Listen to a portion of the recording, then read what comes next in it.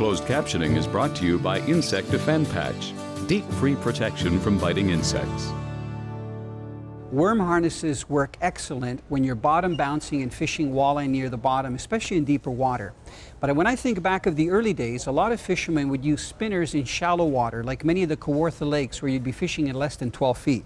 What I'm holding up here are two Vibrex. This one has a willow leaf blade, so it's going to sink a little bit quicker, which means you have to pull it a little bit faster through the water. And then what I've got in my left hand is a standard 4-inch blade. And you can see that what I've done on this one is I've modified it so that it has a stinger hook. Most people that don't use a stinger hook would just take a worm and literally thread it on the hook, so it's a bit of a glob with about half of it hanging down. But by using a 4-inch stinger hook and placing the stinger hook right on the body, the eye that's on the body of the spinner, allows it to pivot, and then all you have to do is hook the head of the worm with one of the treble hooks, let the worm hang down, and then use the stinger hook and hook it further down the body. So this will eliminate short strikes of ripping the worm off. So this is a really good tip. If you're fishing shallower water, especially in the spring, when fish are holding over a wide area and the weeds aren't up yet, let's say water less than 12 feet deep or 14 feet deep, and the Kawarthas in Ontario are a perfect place for this. Just drifting with the wind and using a Vibrex spinner or trolling slowly with your electric or your outboard motor can produce a lot of fish. You know, the nice thing about being in the Kiwanis Walleye World is that you can enter both pike and walleye in the event. So earlier we were fishing harnesses and fishing for those eater-sized walleye. Most of the serious walleye fishermen that catch walleye between 5 and 14 pounds are trolling and casting lures for them at night. So what we've done here, just for change, because I'm here with Barb and our puppy Mulligan for fun, we've come down to a place called South Bay, which is on the outside of Prince Edward County. So while I'm talking to you, I'm actually looking out in the St. Lawrence or Lake Ontario, and we're targeting pike. There's about probably 25 boats in this bay, and they're all doing the same thing.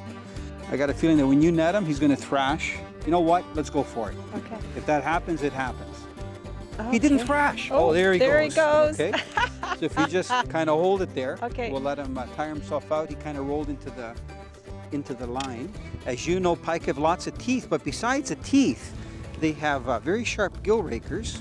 And when you're using a lure like the one I am, with 2 treble hooks on it, you have to be extremely careful that you don't get one of the hooks. So luckily, one of the hooks popped out. He's only got 1 treble in the side of the mouth. You can see it right there. So I don't want to wreck the treble. There's 1 hook that actually broke off, Barb. Okay. So there, shouldn't have said anything, right, about wrecking the treble? Yeah. I'll just keep 2 hooks on there, no problem. See if I can get the other one out. I see that the mesh has got inside the barb, which is kind of interesting. Yes. Should pop out though. This is interesting. Look at the mesh went through the maxillary when it came into the net there. So that pike is about 5 or 6 pounds, and these fish have just finished spawning here in Lake Ontario because we're on the outside of Prince Edward County. So what can happen though, while you pike fish here with crankbaits, you could get some big walleye. So I got to be careful. It's nice that this G3 is actually close to the water. And even though I had him out a few seconds, the water is cold, Barb. It's a lot colder than the inside bay. Oh my. So these guys are notorious for taking off and splashing you. So hopefully this guy will just swim off easy. Oh. He tried. Now let me show you this lure that's nicely caught in the net. See, this way the lure can't go anywhere. Actually, these nets are ideal to use because they're plastic coated. So look, even though the trebles are in the actual mesh, they can't hook the mesh. So they're just in the gaps. So it's very easy to get the hooks out. This is one of my favorite crankbaits to use anywhere in Canada, let alone here on the Bay of Quinte. Now if you look at it, it's kind of an off yellow color. And they call this a hot chub color. You can actually see all the tooth marks. See the little puncture marks? Those are from the actual teeth, from walleye and from pike. And this is a customized one because as you can see, one of the hooks is missing on this treble. Now it's double, not a treble anymore. Okay, but that's okay. I don't mind. I can still hook fish. So this lure casting, it's called a tail dancer number 9, and it'll dive down to about 12 to 15 feet. I'm using a light braided line. It's called a Suffix, and it's an 832. That's the name of it, and it's 10-pound test, so it has 4-pound test diameter. So I can cast pretty far with this. It dives down, and because we're pike fishing, I have a 20-pound test fluorocarbon leader on. So here's my leader. It's about 2 feet long. because pike are notorious for rolling in the line. So even though they may not inhale this lure, that fish just had the front hook in its mouth and the back one was tacked on the side of its face. But by the time we got it in the net, the back one came off. That's why I broke that one hook that was there.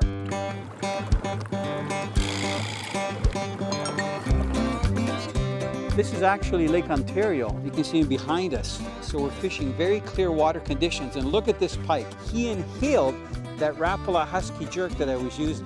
He's trying to head shake. Look it. You think he hit it head first? Yes. He wanted it. He did. Man, did he hit that hard.